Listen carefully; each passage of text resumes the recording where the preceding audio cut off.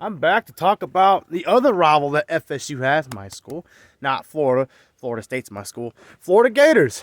They are another team I think will drastically improve in 2022. They do have Utah, but I think they can play with Utah. They do have to deal with Georgia.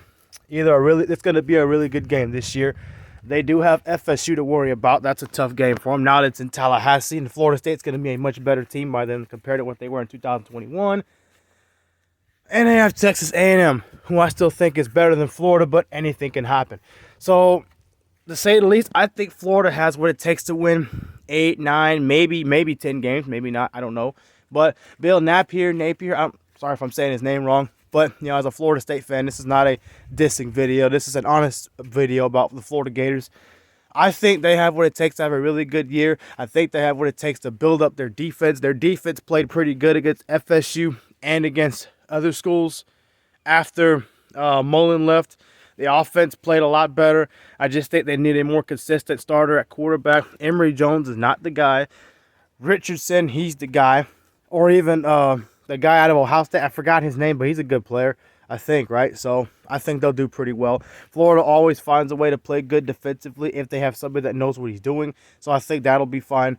Talent-wise, it's pretty good. It's okay. It's not at the level of a Georgia or A&M right now, but it's still good enough to compete and maybe win if you play a perfect game, whereas the other team doesn't play perfectly. So, yeah, it's possible. Again, Florida State's a hard game for them. Utah, that season opener is going to be hard. I think they could beat Utah, though, even though Utah could win that game. Georgia, they got a chance against Georgia this year. Georgia lost all those players, but the problem is Georgia recruits so good.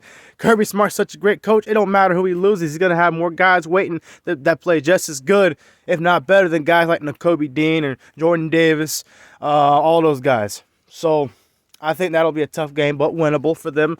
You have Texas A&M, like I said. Texas A&M is a really good school. They've actually beaten Florida the last 2 times they've played, 2017 and 2020. Both were very close games, though.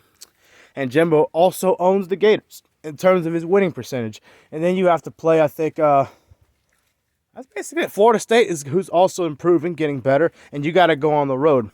So, yeah. But I think Florida has what it takes, and I expect them to win no less than 8 games, at least 9 to 10 games.